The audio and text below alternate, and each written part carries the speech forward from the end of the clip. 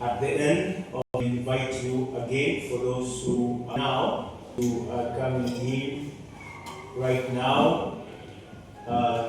You can write your prayer request, that one thing that you want to present to the Lord, or 2 or 3, about your life, your situation, the life of your friend, or the situation that they are undergoing. Please do that. At the end of this message, I'll invite you to drop it in the prayer box, and we'll be praying over these requests until the last day of this camp meeting.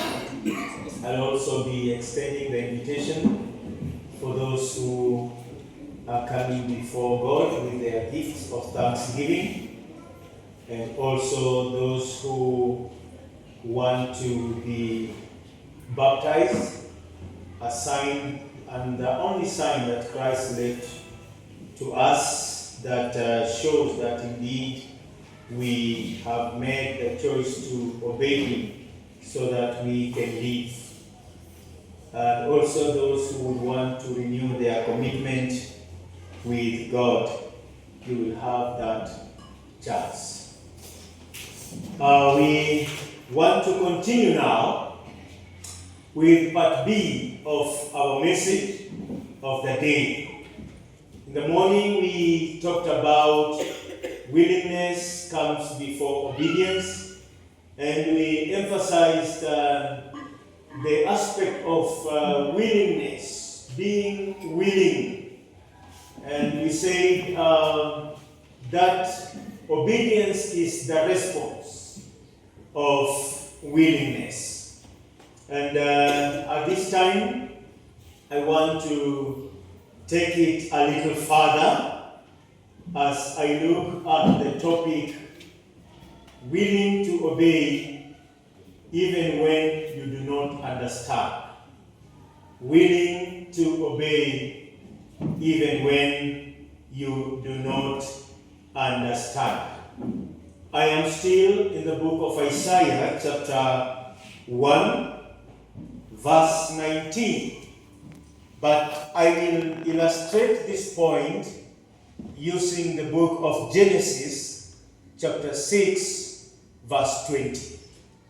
So our text, or our key text, remains Isaiah chapter 1, verse 19, which says, "If you are willing and obedient, you shall eat the good of the land."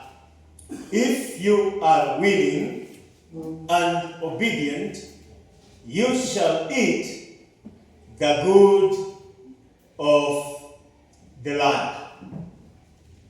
So I want to expand the aspect of willingness to obey through the book of Genesis 6, verse 22. You know why I am talking about willingness to obey even when we do not understand? The reason is what I was trying to explain in my morning sermon. That sometimes, and that is human nature, we are only willing to obey God when it is convenient. We are only willing to obey God as long as His will is our will. But we have this situation where God's will is not our will. Will I still remain faithful to God? Will I still trust God? Will I still obey God? Will I still remain a Seventh-day Adventist? Will I still remain a Christian even when it is clear outright that God's will is not my will? You know, because of this aspect of only willing to obey when it makes sense, only when it is convenient, we have even members of the church who are running left, right, center, trying to find help elsewhere. We have members of the church who are behaving like Elimelech and Naomi when famine came into the land of Bethlehem, Judah. They left the land of plenty, the house of bread. You know, Bethlehem means the land of the house of bread. And Judah means the land of praise. So they left Bethlehem, Judah, and they went to Moab. Moab means the garbage can of God. We have Christians who seem to be in Bethlehem, but because they feel that God is too much, God is not making sense, they are here, but they are seeking help in Moab, the garbage can of God. They are here, but because of that disease that is disturbing them, when we don't call names, when he comes, you know, when he comes and say a big meeting in Nakuru, you will find them there. But on Sabbath, you will see them here again. This evening, I want to encourage us to obey God even when we do not understand. Let me take it further and say, obey God even when He does not make sense. Are there times when God does not make sense? The answer is yes. I told you about when God does not make sense. If you want an incident when God does not make sense, one of them is found in the book of John. Let me try to be there to be sure that I am talking about the right verse. Jesus is at the wedding in Cana in Galilee. And in this wedding, something happens. They run out of wine. And Jesus is approached about the situation there. And yes, it is John chapter 2. On the third day, there was a wedding in Cana of Galilee, and the mother of Jesus was there. Now, both Jesus and his disciples were invited. I like this. He is not a gate crusher. Jesus will never force himself into your life. That is why he gives us choices. Obey God and live, or disobey God and he is never a gate crusher. God will never come where he is not invited. So they had invited him, and when they ran out of wine, the mother of Jesus said to him, they have no wine. Jesus said to her, woman, what does your concern have to do with me? My hour has not yet come. So when the hour of Jesus came, what happened? But you see in verse 5, Jesus' mother told them, obey him even when you do not understand. In verse 5, she told them, obey him even if it does not make sense. And so when the hour of Jesus came, verse 6, now there was set there 6 water pots of stone according to the manner of purification of the Jews, containing 20 or 30 gallons of piece. Jesus said to them, fill the water pots with water. When God does not make sense. We have run out of wine. Fill the water pots with water. Does it make sense? We don't need wine. We don't need water. Jesus, we are embarrassed. We have run out of wine. There are guests who have not received any wine. Have you ever served guests and then all of a sudden there was no food? Like now you have us here as your guests. Imagine you have told us, I like what the camp chairperson said. Be careful, camp chairpersons. Always be sure. We have enough for everyone. Mtu asifanye nini? Asiende. And then people have trusted you and we are out there. And sometimes limiting some of us is a bit difficult. So ninaweka ile inanitosha kabisa. And this was the situation. Walikuwa wameficha masoda nyaro na nini wameficha. Nafikiri iliisha kwa nini? Walikuwa kama wengi kwa sherehe. Najua kwa sherehe tunakaanga, alafu nasema hii laini hamjapita, na kumbe vitu iko kwa leso. So ikaisha. Jesus, we are embarrassed. Look at our situation. No wine. Do something. I almost see them telling Jesus, na wewe uko na power. Power ya kuunda divine. Do quickly. And Jesus says, mnaona zile mitungi za maji? Jaza maji. When God does not make sense. And there is another story. I wish I had time. I'll tell you in the book of Genesis, the story of Abraham and Sarah. Without a child for all these years, and then in their old age, God blessed them with Isaac. When Isaac is in his puberty, in his adolescence, he is now becoming a bouncing young man. God calls Abraham, Abraham, you love me? Yes, God, I love you. I want you now to do something to show your love for me. Take your son. And the Bible is clear, your only son. Isaac. Together with firewood, a knife, go with him to the mount. Which mountain was that? Moriah. When you reach there, climb.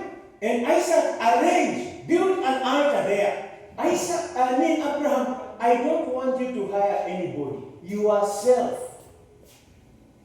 Take your only son. Place him on the altar. Burn him. Then I will know that you do what? Love. Does it make sense? I plead with you for all these years that even one son, then when you have given me again, you have said, and you can't even imagine the pain of the father sacrificing the only son when God does not make sense. There are several instances when God does not make sense. But friends, we are saying this evening that we should have the heart like that one of Abraham, obeying God even when he does not make sense.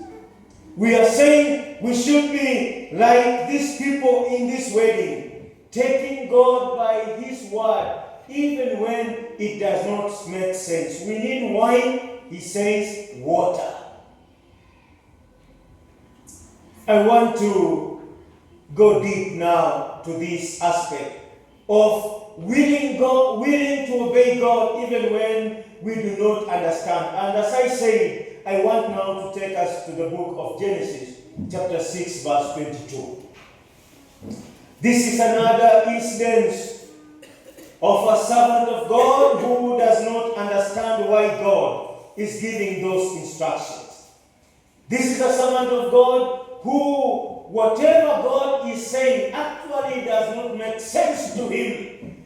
But because it is thus says the Lord, he had to obey anyway. Our text says, if you are willing and if you obey, you will live. Are you willing to obey even when it is difficult? Are you willing to obey even when you do not understand? Are you willing to obey even when God does not make sense? Genesis 6 verse 22 says this. Thus Noah did according to all that God commanded him. So he did. Thus Noah did according to all that God commanded him. So he did. What a powerful statement. The Bible does not tell us that Noah understood everything. The Bible is telling us that Noah just obeyed and did everything that God told him. You know, what had God told Noah? God had told Noah, build an ark. And I want you to think about the situation at this time. Noah had never seen rain. Noah had never seen flood. It doesn't make sense, Church of God. But Noah does not begin by asking God, Alaf Sasa, Rada, it has never rained. You are talking about coming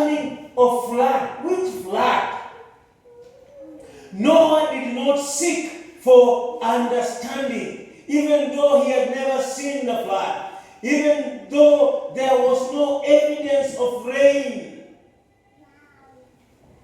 As Noah understood it, it was clear sky. I mean, what are you trying to say, God? There was no flood inside, yet God gave him instructions. And 6 verse 22 says, and Noah obeyed. And not just obeyed. 6 verse 22 says, he obeyed and did according to all that God commanded him. So he did. My brothers, my sisters, ours is a journey of faith. You don't need to understand everything. And that is why it is called a journey of faith. Trusting in the Lord, believing in the Lord. Noah did not have to understand everything before he obeyed. No, he trusted the one who had spoken. Isaiah says, if you are willing and obedient, you will live. But if you are disobedient, you will perish. The choice is yours. And the last sentence or phrase down there is, thus says the Lord. That's a very powerful statement. I'm praying that God will give us grace to just look at that, thus says the Lord. Maybe on Sabbath, may God help us. I don't know where the Spirit will lead me.